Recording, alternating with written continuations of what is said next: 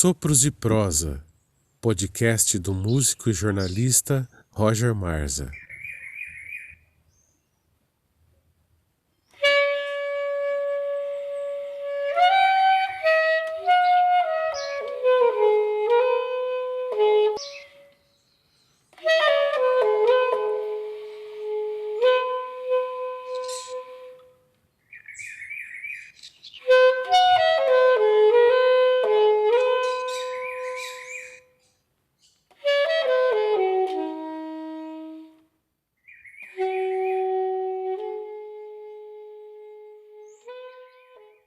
O Sopros de Prosa dessa semana traz Tânia Fraga.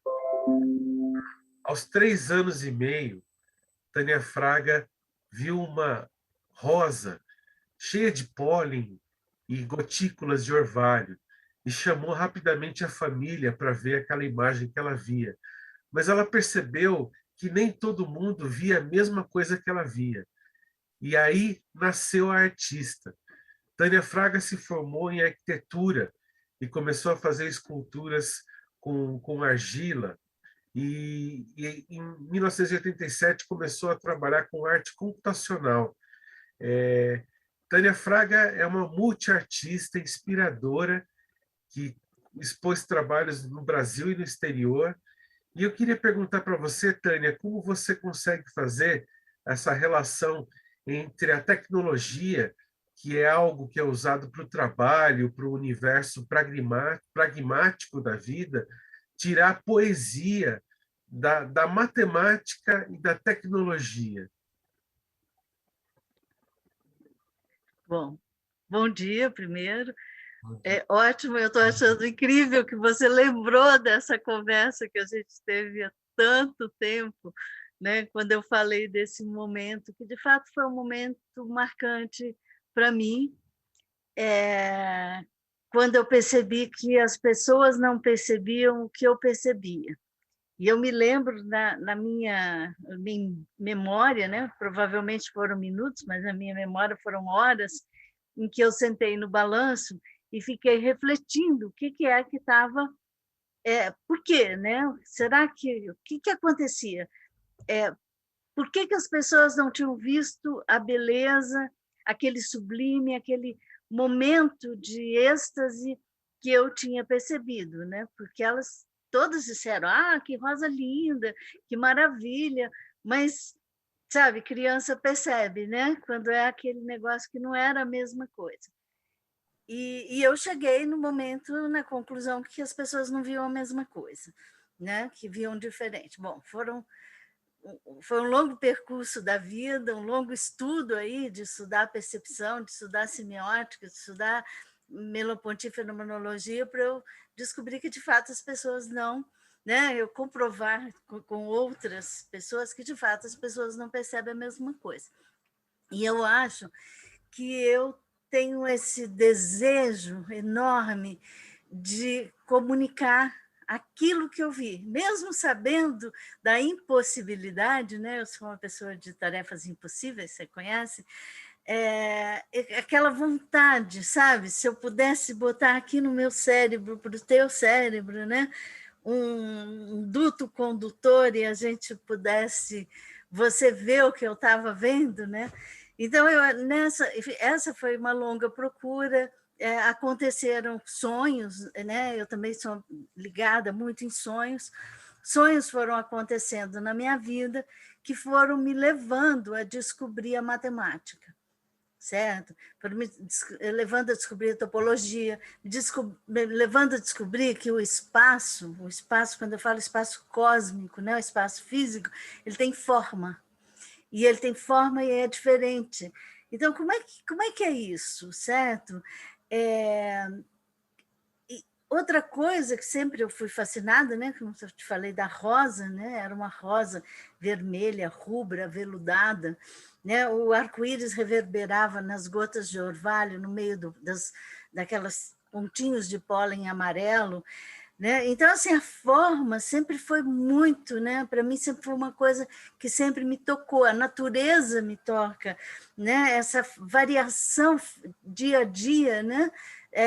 as nuvens que se modificam a cada nanosegundo no céu, as ondas do mar que parecem as mesmas, mas, né, nunca são as mesmas e são sempre as mesmas, e que você olha para elas, eu fico lá pasma, assim, olhando como se eu estivesse num transe, sem conseguir desgrudar os olhos, né? Querendo captar aquela beleza daquelas variações, as flores, que também são fascinantes e que também nunca se repetem. Nada na natureza se repete, tudo se repete e nada se repete, né? É um paradoxo, porque ele se repete com microvariações. Aí eu me lembro das variações do Bach, né? As variações de Goldenberg, que eu amo, a 18, a 17, né? Aquela variação, aquela sutileza de microtons, aquilo para mim é uma coisa, é um momento de êxtase ouvir aquilo, né? E aí, então, porque aí você me pergunta da poesia, mas como passar essa variação? Como passar essa variabilidade do mundo para formas? Como mostrar isso, certo? Aí, o vídeo ele é legal, mas ele é linear, ele mostra um quadro depois do outro, ele não mostra a totalidade, né? Aí, como trabalhar, como levar para a arte a possibilidade de um crescimento, certo? E a matemática é o que possibilita isso, certo? Então, por exemplo, eu posso fazer uma árvore que cresce através de um algoritmo de fractal. Eu posso, que você viu, né? O Jardim de Epicuro, você até já fez um artigo sobre ele. Eu posso fazer isso, por exemplo, isso que está no fundo, são linhas em variações, você vê que elas estão constantemente mudando, elas parecem 2D, mas na realidade, elas, aqui é um vídeo, né, de um trabalho desse, mas elas estão variando constantemente como se elas fossem um cardume de peixes, os pontinhos das linhas, eles variam como se fossem cardumes de peixes. Então, e cria essa coisa que é outra coisa, né? Não é um cardume de peixe que está sempre variando. Então, eu acho que... eu acho não, eu tenho certeza, né, que você pode encontrar na matemática uma poesia fantástica, porque o que a matemática faz? A matemática olha para o mundo, olha para essa beleza que eu estou te falando e tira generalidades, tá? Só que assim, ela faz, né? Então ela vai lá, analisa tal, então tal, esse movimento dentro do Nautilus, é uma equação espiral logarítmica, e você equaciona a espiral, tá? Eu pegando essa espiral, eu posso criar trilhões de outras espirais só variando esses números dessa espiral, tá? E encolhendo, esticando, enfim, eu tenho uma possibilidade fantástica de coisas que eu posso fazer se eu lanço mão desse tipo de conhecimento, que é o conhecimento matemático. E ele me dá uma riqueza e me dá muito mais possibilidades de fazer coisas do que se eu trabalhasse só ali, tal, certo, vou lá fazer aquele negócio na mão, né? Ou mesmo pegando um software, pegando uma coisa que já está pronta, que te dá muita possibilidade também, mas não te dá a mesma riqueza, não te dá esse potencial fantástico que você tem na natureza e que a matemática codifica, certo? O que a matemática nada mais faz do que codificar o que está na natureza. Talvez, se os professores de matemática conseguissem mostrar para as crianças essas coisas, elas não teriam tanta reação, elas não achariam matemática tão difícil, porque na hora que você vê, né, que você vê, está lá, a natureza está lá, o triângulo retângulo está lá e está lá desde antes, né, de Pitágoras. Ele estava na Mesopotâmia, ele estava no Egito muito antes de Pitágoras. Pitágoras trouxe e botou isso numa fórmula que não era uma fórmula. No período que ele fez, não existia álgebra, a álgebra vai aparecer muito tempo depois e facilitou muito a vida da gente. né? Mas ele mostra em relações de quadrados. Então, você tem o quadrado, né? Ele te mostra um quadrado num cateto, o quadrado no outro cateto e o quadrado na hipotenusa. E te mostra que a soma desses dois quadradinhos é o quadradão da hipotenusa. Então, você vê, você não tem ali que entrar com dificuldade nenhuma, é visto, é visual, tá? Claro.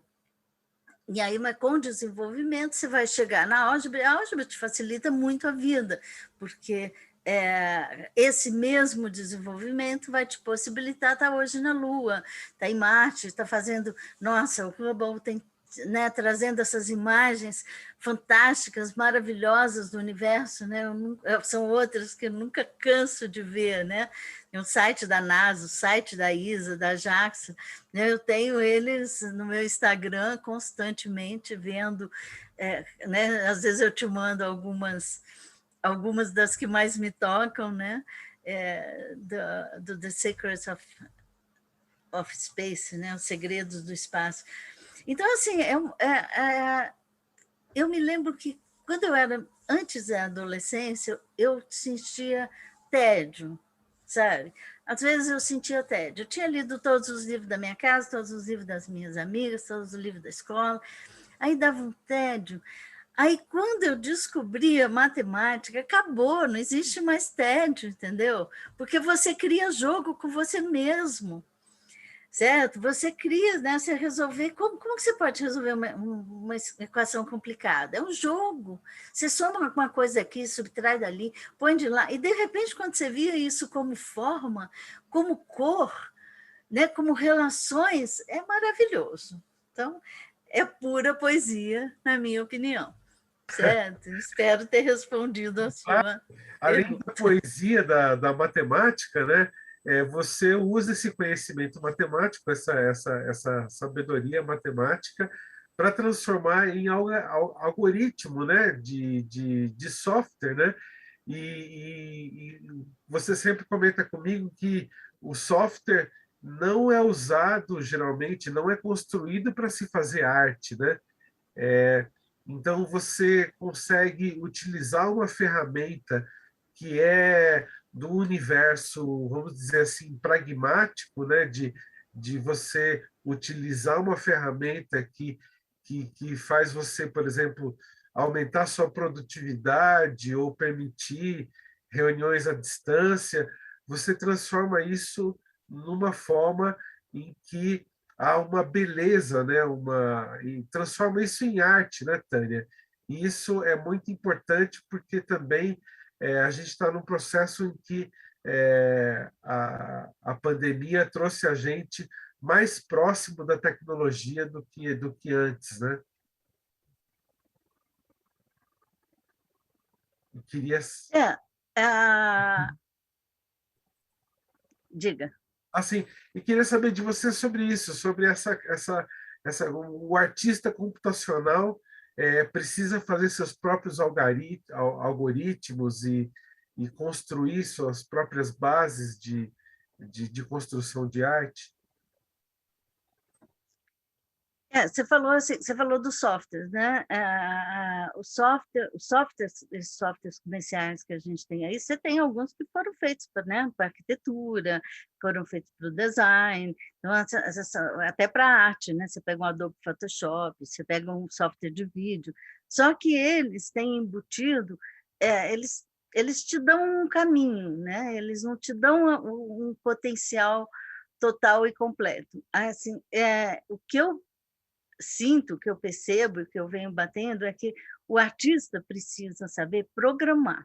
Então, é você criar o seu software, eu crio o meu software, certo? Então, eu não fico dependendo da cabeça de um engenheiro, né, que geralmente são engenheiros ou cientistas da computação, que acham que é aquilo né, que aquilo lá tem uma função. Geralmente, como é que eles fazem? Se você pegar uns filtros, vou pegar Adobe Photoshop, que é o mais simplinho, né? Se você pega os filtros, então os filtros vão imitar Van Gogh, os filtros vão imitar Matisse, certo? Eles vão pegar o conhecido, eles não vão pegar o desconhecido, porque o engenheiro e é isso mesmo, é a função dele, ele vai trabalhar com com o conhecido. E eu, quando trabalho com o software, estou trabalhando com o desconhecido, com aquilo que está na minha mente, com aquilo que vem com o meu sonho, né? Então, eu posso agenciar essas coisas e fazer uma coisa igual aquilo que você viu no Jardim de Epicuro, em que eu pego um input de um capacete neural, coloco isso como dado de um agente virtual dentro do meu mundo e ele vai afetar o crescimento do meu jardim. Então, minha árvore vai crescer mais ou menos em função da sua emoção, né? As sementes vão, né? O pólen vai se espalhar no meu jardim mais ou menos em função da sua emoção. As abelhas vão estar mais agitadas ou menos agitadas em função da sua emoção, que está usando o capacete. Você já usou, né? Você lembra desse tipo de coisa. Então, isso daí não é... Ninguém pensa nisso. O capacete não foi feito para isso, né? Ele foi feito muito para você trabalhar com até meditação simples, né? Você está fazendo meditação, você está vendo e você está procurando controle. Então, sempre está na busca do controle. Eu sempre estou na contramão do controle. Tá? Porque o que eu acho? Eu acho que sem simbiose, esse mundo que a gente vive vai ser muito triste para os nossos filhos e netos, certo? Porque o controle, quando você vê a máquina ser deificada, e a gente está vendo a cada dia mais, né? Uma pessoa que vira para você, não, mas aqui, ó, não posso fazer isso porque o computador não me deixa fazer, certo? Como se não tivesse uma pessoa atrás do sistema, né? Ou assim, o computador me diz, imagina, não tem isso, tá aqui, está dito, ó, você não pagou a sua conta, o computador diz que você não pagou a sua conta, certo? Então, você tem toda essa parte. Agora, eu acredito que é uma máquina fantástica, né? Tem mais de 30 anos que eu estou nesse mundo programando e fazendo, e eu acho que se a gente trabalha na simbiose, então, quando eu vou buscar a emoção, estou buscando o quê? Né? Você está trazendo a sua emoção para uma interface, não é o computador que está imitando a sua emoção, é a sua emoção entrando no sistema para fazer alguma coisa. É lógico que tem aplicação, milhões. Eu vou fazer essas aplicações? Não, quem vai fazer a aplicação disso é engenheiros, são os engenheiros, são, né, até mesmo arquitetos, mas mais engenheiros, né? Ou cientistas da computação, ou físicos, enfim, pessoas que vão pensar nesses problemas. Mas eu trago como artista assim, é possível eu ter, né, fazer essa mixagem através de uma simbiose com essa máquina, certo? E se eu tiver uma simbiose com essa máquina, eu tenho possibilidade de torná-la mais próxima de nós humanos. Ela nunca vai fazer o que nós fazemos, certo? Não adianta, certo? Aquele negócio que eu estou pensando em você, o telefone toca, né? Então, assim, existe muita coisa na nossa mente de qual a gente não faz nem ideia, né? São possibilidades de comunicação, eu não sei se você vai chamar de como que se chamaria essas possibilidades, mas eu acho que a gente, no nosso dia a dia, pode perceber que a nossa mente é capaz de muito mais coisas, né? Eu sempre digo assim, eu tenho um problema, eu vou dormir, certo? De manhã, meu inconsciente geralmente me dá o caminho para resolver o meu problema. Para que eu vou passar minha noite em claro, certo? Se eu posso deixar para este lado do meu ser me ajudar, né? Agora, a gente conhece isso? A gente não conhece isso.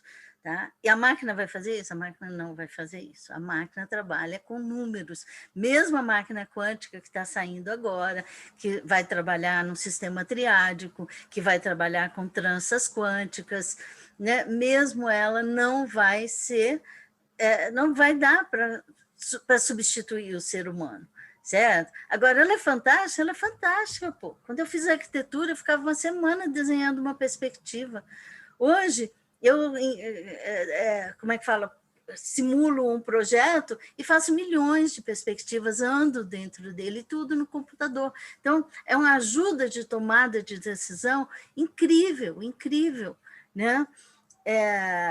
Então, O que eu sinto é isso, que a gente tem uma tecnologia incrível, que eu acho incrível, que tem um potencial de controle e de domínio terrível, e que tem um potencial de expansão da consciência, de liberação, de possibilidade de criação incrível. Né? É um exercício, ela me dá a possibilidade de fazer exercícios de liberdade incrível, porque eu programo. Então, bom, é isso.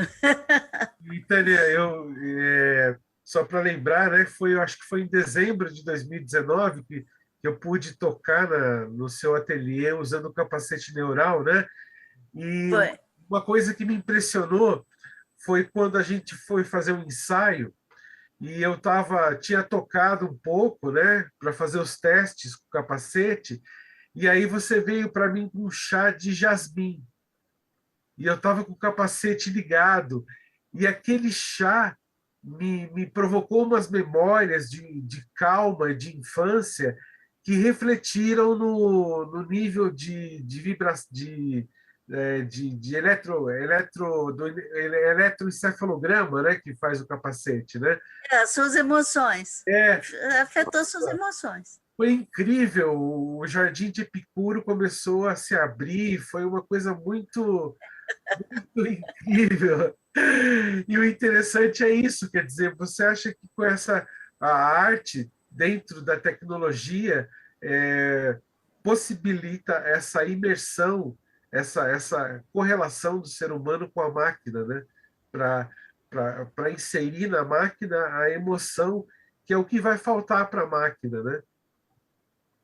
E uma coisa que eu queria também falar com você, por exemplo, você tem, além da questão da beleza da natureza, né, também a questão dos povos indígenas, das sabedorias tradicionais, né?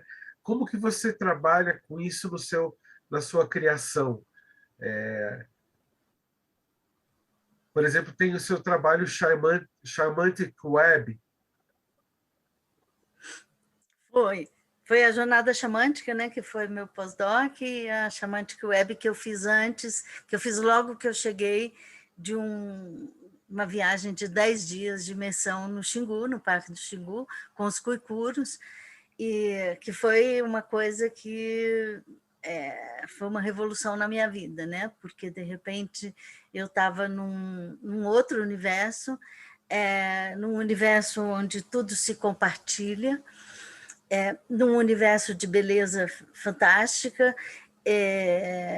A gente morava numa oca, né? Que você sabe que eu quero... meu sonho de replicar a oca, né? Porque nós éramos... Né? Tinha 30 e tantas pessoas dentro da oca e você não sentia que você estava... Né? Você tinha aquele pé direito alto, aquela penumbra, aquele espaço enorme, enorme, né?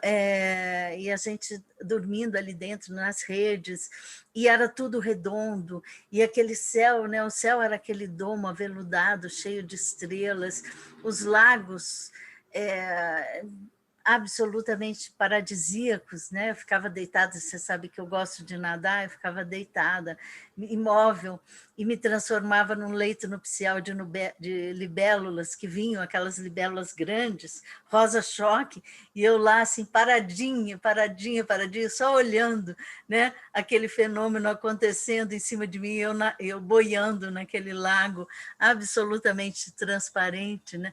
Então, tudo isso são essas vivências, e aí depois eu faço, como é que eu transformo essas emoções, essas vivências em trabalhos, né? Que eu chamo de transcodificações, não são mimes e não são cópias, né? Porque eu acho que você não, nada vai conseguir passar, né? Para você, o que é? Você está deitada num lago transparente, cercado de buritis, com libélulas rosa-choque, transando em cima do seu peito. Certo? Não tem descrição. Você tem que ir lá e viver, certo?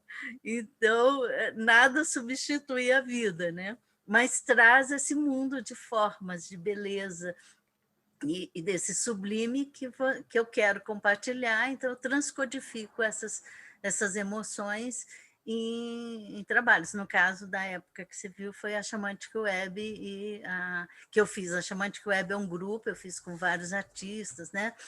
A Lúcia Leão, Regiane Cantoni, Silvia Laurentes, o Roy Ascot, então, tem outros, né? Flávia não, Fátima, de Brasília, que era minha aluna, que me ajudou muito, tal, e várias outras pessoas, e a Chamantic Web, e a Chamantic Journey, né, a Jornada Chamântica, que eu fiz 1 ano no meu pós-doutorado na Inglaterra. Eu desenvolvi essa rede, que é um trabalho que você precisa de horas para você conseguir navegar. Ele tem 33 estações, né? Agora mesmo estive em Congonhas, né? Então você tem lá os Passos da Paixão, cada um numa estação. Então, na Chamantic Web você tem 33 estações, você vai para essas estações e volta e percorre um tubo.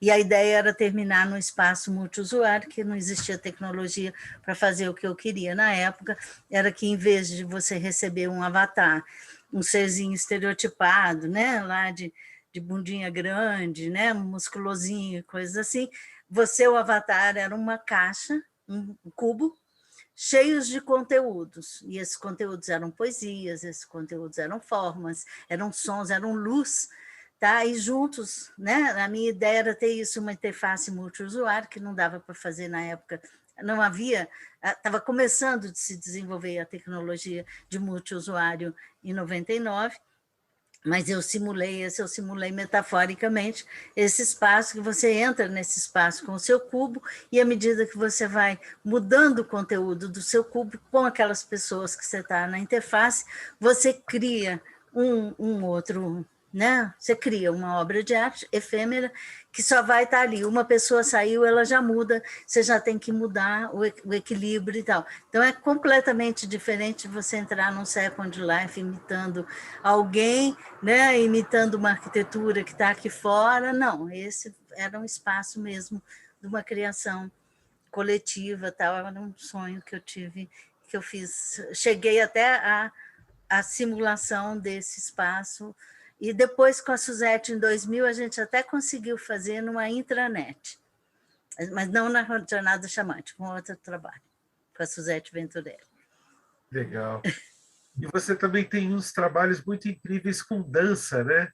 Queria que você comentasse um pouco, Tânia, seu trabalho com a Maida nos Estados Unidos e com a Danielle Dini no Brasil, né?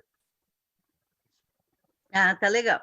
Ó, quando eu fui fazer o sanduíche do meu doutorado, em 91, 92, nos Estados Unidos, eu fui como visiting escola, né, pesquisadora visitante no Departamento de Ciência da Computação da George Washington, e na época eu tive vários convites, mas escolhi para Ciência da Computação porque eu sabia que era onde eu tinha máquina, porque eu queria fazer o que eu chamava na época simulações estereoscópicas interativas. Eu não ousava chamar realidade virtual. Tá? Nessa época, para fazer realidade virtual, você precisava de um computador de $1 milhão. Aí, eu fui, estava nesse departamento de ciência da computação, e a Maida Withers, que é uma grande coreógrafa americana, trabalhou com Cunningham, com Cage, Rauschenberg, certo? Enfim, né? Ela vinha participar do Earth Summit em 92 aqui no Brasil. E ela precisava de alguém para conversar com o Luiz Mendonça, que era um colega meu lá do Instituto de Artes da UNB, que não falava inglês e que ela precisava se comunicar com ele para poder realizar. A Almeida sempre trabalha com grupos locais, ela sempre, sabe, faz um trabalho com artistas locais. O trabalho dela, né, se ela vai para a Rússia, ela tem um russo, ela vai na Polônia, ela tem Polônia. Então, é que ela ia trabalhar com Luiz Mendonça, que era um professor de dança da UNB. E ela foi me procurar, certo? E o Departamento de Ciências da Computação, como você falou, né, era algo muito árido, certo? Era muito duro. Eu tive a curto-circuito nos neurônios, nunca aprendi tanto na minha vida como nesse ano, mas é muito duro, foi muito difícil, porque em 91, eu tinha que me comunicar com o meu colega que estava na cadeira do meu lado, eu tinha que me comunicar mandando um e-mail, certo? Eu não podia chegar e cutucar assim, ó, né? E aí chega aquela mulher linda, né? Quase 1,80 m, acho que ela deve ter uns 78, quase 1,80 m de altura, aquele olhão azul, aquele cabelão branco, assim, de Gal Costa, certo? Chega lá me procurando. Quando ela disse que ela era professora de teatro e dança, eu saí correndo da minha carteira, abracei, mandei um abraço, sabe, assim, forte, apertado, e virei para ela e falei, que bom, alguém que fala a minha língua. E eu caímos as duas na gargalhada. Ela foi me procurar porque ela não falava português. Então, ficou claro que a língua que eu estava falando não era a linguagem verbal, né? E aí a gente foi, eu fiz lá todo o contato que ela precisava, ela ficou fascinada com o meu trabalho, Meida trabalhava com arte e tecnologia muito tempo, né? Cunningham já fazia, né? O biped há muito tempo enfim. E ela trabalhava principalmente com vídeo, né?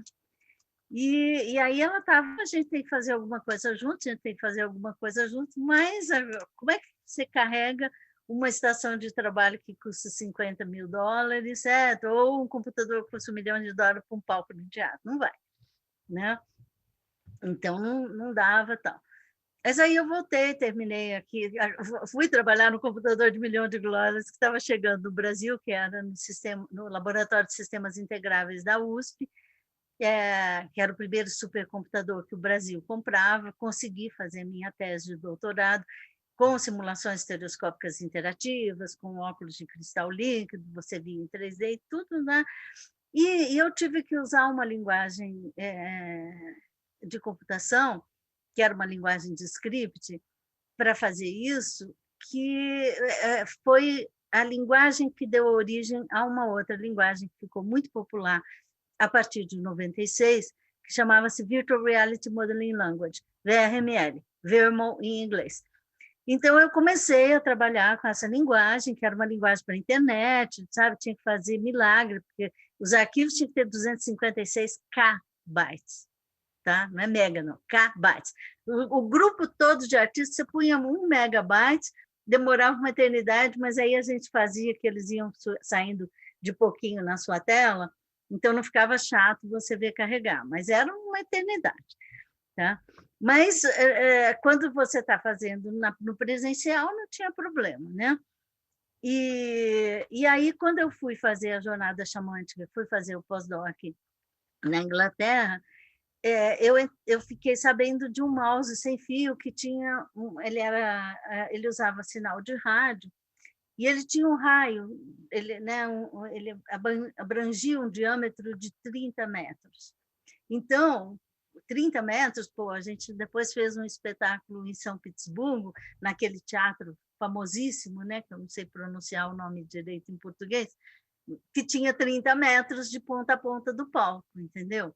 Então, se lá naquele teatro, né, que tinha 30 metros, a gente conseguia trabalhar com mouse sem fio. E aí a Meida se encantou com a ideia, eu falei, não, eu falei com ela, agora dá. Ela estava fazendo uma pesquisa junto com a NASA e com várias universidades sobre a aurora boreal, como um fenômeno que é resultante do plasma solar, que é capturado pela esfera magnética da Terra e cria as auroras boreais e austrais, né?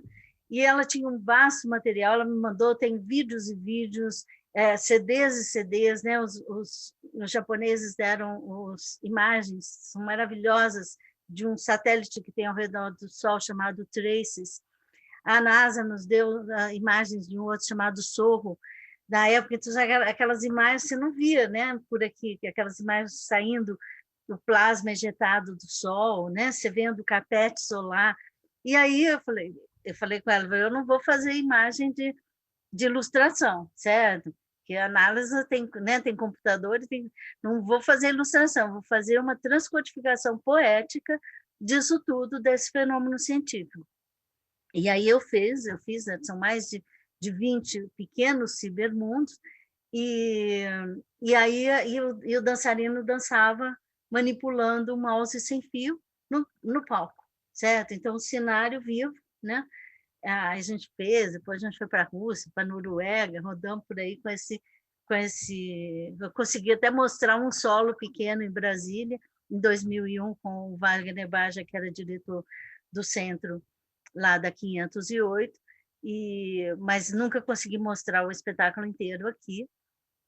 E aí a gente começou, aí a gente veio fazendo, né? Aí eu fiz um outro, que é um trabalho inédito, que é uma viagem da Amazônia até o Sol, depois de uma outra dessas viagens de imersão para um centro de pesquisa do CNPq no Pará, chamado Estação Ferreira Pena, que eu fiquei 10 dias também.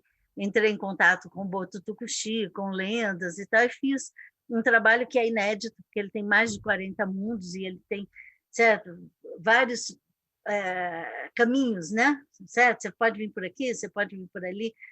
E é uma viagem, né, uma jornada da Amazônia até o Sol, que termina no mundo do arco-íris, que é onde a água encontra o Sol, né?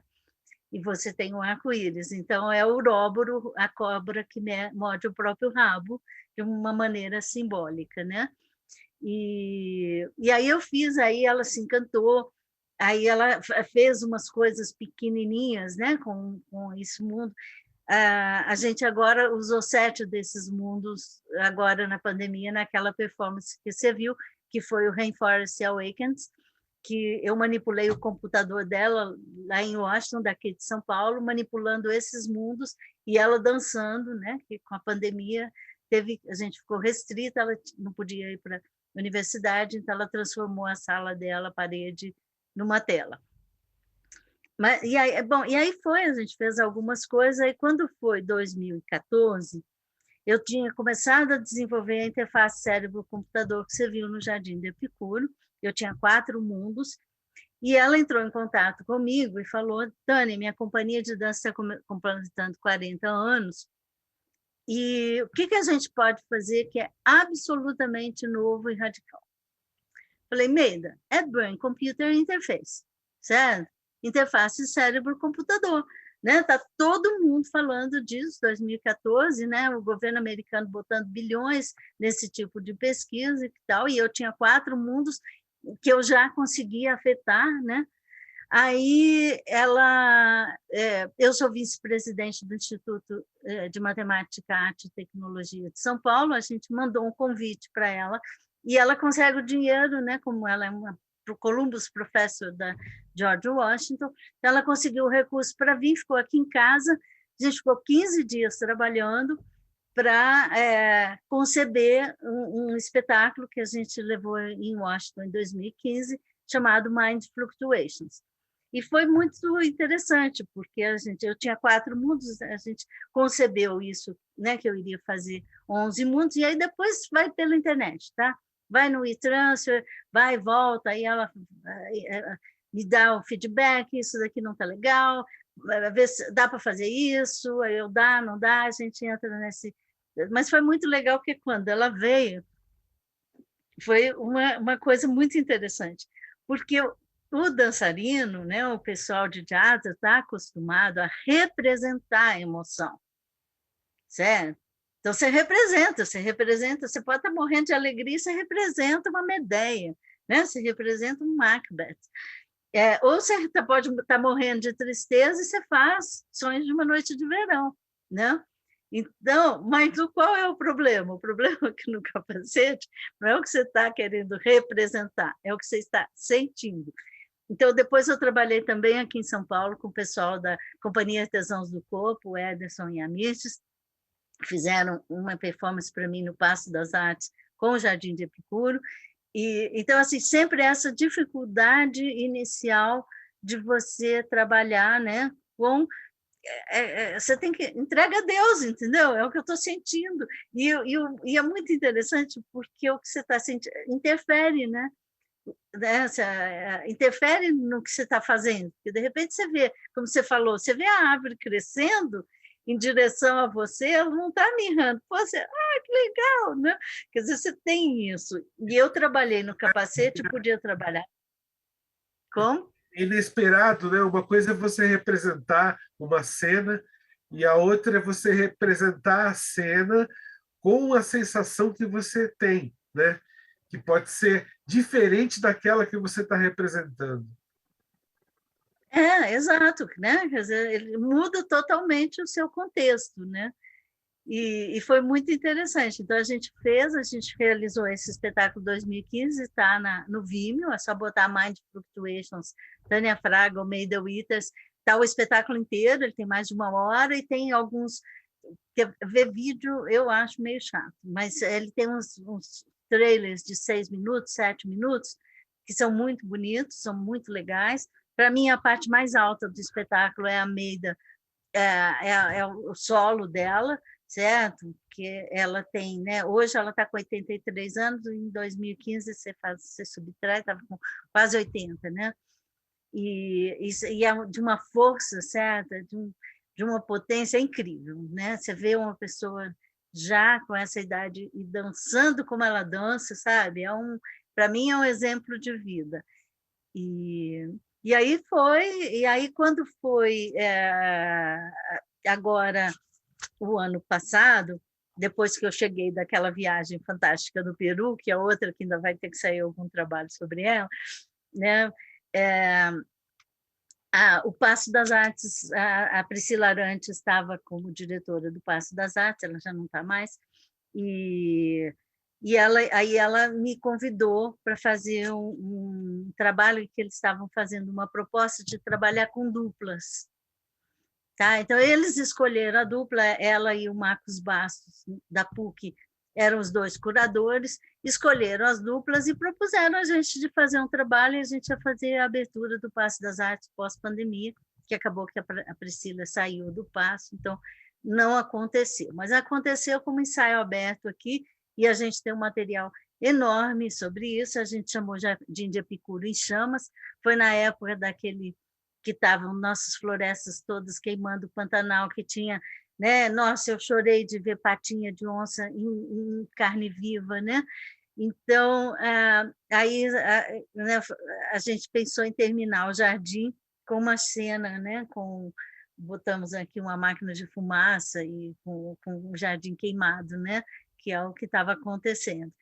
E aí eu tinha acabado de pintar o piso do meu estudo de branco, ele era branco, mas estava feio, horroroso, eu tinha acabado de passar um epóxi branco, todo branquinho, aí eu peguei e enfiei tudo no quarto de hóspede e transformei o ateliê num site específico, e começamos, eu e Dani, a trabalhar, né? Você viu, e a gente tem, nossa, uma quantidade enorme de material de vídeo, e o trabalho mesmo, né? Que a gente quer ainda ver o que a gente faz com isso, ou transformar em alguma outra coisa, porque de repente eu consegui transformar, você já viu aqui, né? Que eu botei aqueles acrílicos na cima dos projetores e consegui, com 3 projetores, criar 5 telas, né? Projetado no chão, tal. Então, agora é de novo uma performance que é muito teatro total, né? Eu falo assim, nossa, teatro total do Walter Gropius, porque você tem para todo lado, você tem, né? Você projeta, então a imagem, os vídeos, as fotos não passam a ideia. Mas a gente fez um ensaio aberto, quer fazer outro, e aí depois a gente começou, eu estou desenvolvendo um agente inteligente com um algoritmo, eu não desenvolvo os algoritmos, certo? Eu pego os algoritmos que os cientistas desenvolvem e brinco com eles. E eu peguei um algoritmo da década de 70, feito por um pesquisador do MIT chamado Feigenbaum, que trabalha com o que é chamado de Natural Language Processing. Aí peguei o Text-to-Speech e misturei no Processing, que é uma ideia que permite você trabalhar com Java, é uma ideia para artista, né? Essa foi feita para artista usar. Poucos artistas usam, o físico usa adoidado, matemático usa adoidado, poucos artistas, mas tem artistas usando. Então, é uma ideia fantástica, porque ela te facilita muito, né? Tem um monte de coisa que eu não preciso saber em programação, certo? Que não preciso estar desenvolvendo interface, né? E se você já tem isso embutido numa IDE, você programa o que você tem que programar, que é o que é gostoso, né? E aí eu comecei a criar esse agente inteligente, que a gente que chama hermético, e que você conversa com ele, ele pega coisas do seu discurso, incorpora no discurso dele e sempre te responde com uma pergunta. Tá? Então, é um negócio assim, meio psicanalítico, né? Meio rogeriano, tal. E é muito interessante. E aí a gente começou e eu peguei ele, botei uma voz que fala inglês para falar em português, então ele está quase legível. Mas então a Dani fica brigando com ele, porque sabe, eu estou te ensinando português. E aí eu peguei poemas do Manuel de Barros, incorporei, eu já estou com um banco de perguntas de mais de 1.500 linhas. Aí depois incorporei Guimarães Rosa, então ele começa a falar com você, vai assim, sotaqueio, né? Assim, assim, desdói disso, pô. Desdói. Então, sabe, eu fui pegando essas coisas de Guimarães Rosa, ou assim, poesia é um inutensílio, né? Isso já é do Manuel de Barros, então eu fui assim, me apropriando de algumas dessas coisas e criando esse agente, e ele é muito gozado, e a Daniela com ele, então está fazendo paródia. Está muito gozado. Agora eu estou azucrinando meus amigos linguistas que eu preciso de escrever. Eu preciso de escrever em português de tal forma que, quando ele lê, você entende, você não vai entender o que está escrito. Né? Então, estou com 2 livros de fonética para estudar. Eu gosto de desafio, está ótimo. Né? Então, tem 2 livros de fonética para estudar, porque, né, por exemplo, se eu quero escrever vida, se eu quero que ele pronuncie vida, eu tenho que escrever Veda. Né? E é legal que ele não fale português, porque eu sozinha não, né, eu programando sozinha, não conseguiria que ele fizesse conjugação de verbo, que ele pegasse feminino e masculino, certo? Então, o fato dele falar, né, dele estar aprendendo português não tem importância, né? E aí começamos com a Daniela está fazendo, assim, a gente fez nessa viagem, a gente fez outra dessas viagens, né, as minhas jornadas na natureza. A gente saiu de Paraty, saímos daqui, mas aí a gente foi para Paraty para pegar a Estrada Real, né? Fomos para Cunha, São Tomé das Letras, São João del Rei. Aí depois a gente desviou, fomos para Curtisburgo, que é a terra do Guimarães Rosa, e para Gramogol, que era onde eu estava indo. Né?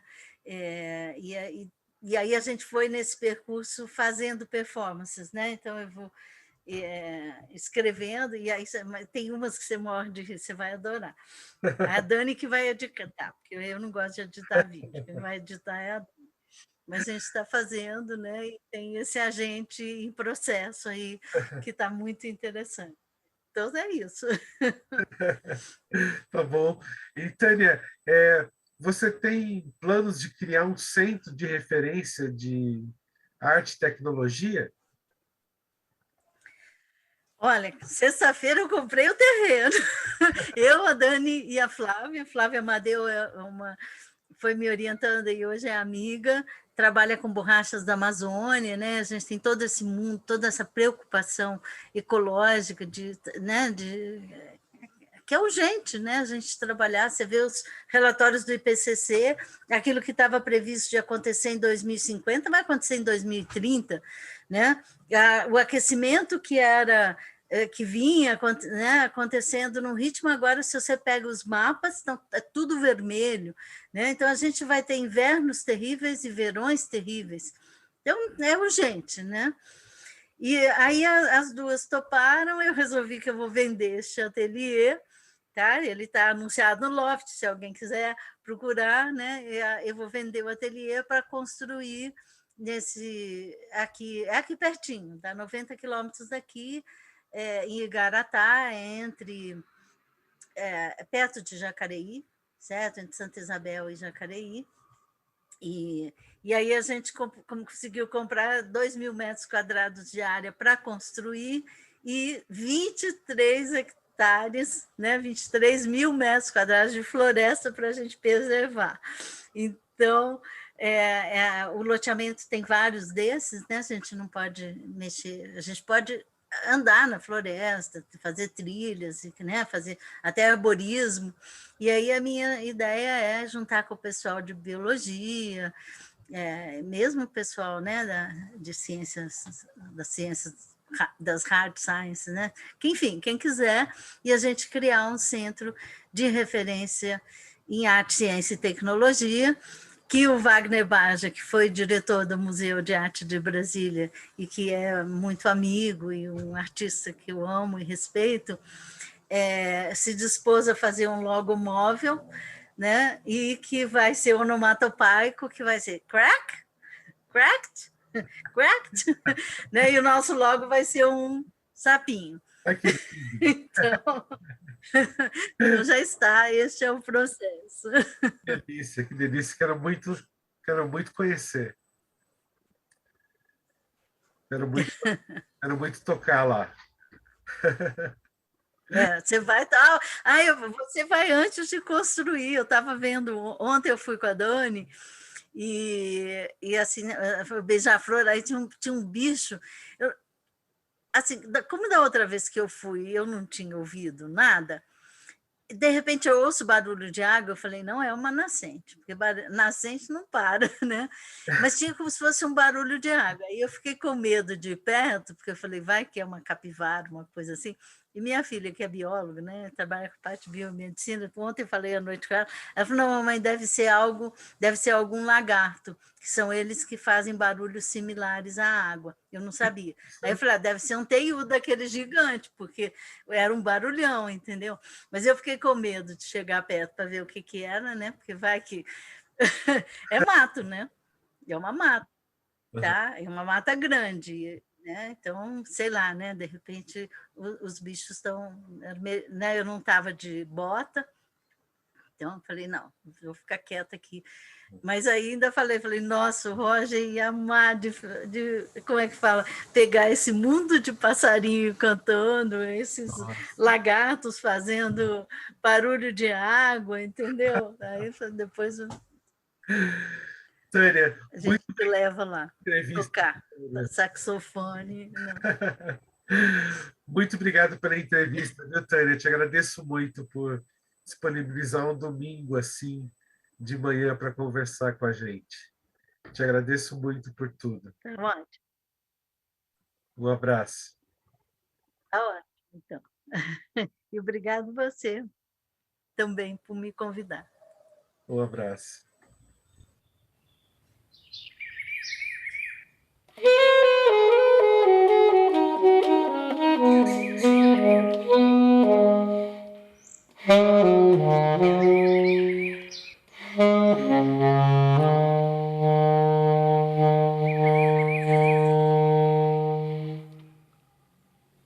Sopros e Prosa, podcast do músico e jornalista Roger Marza.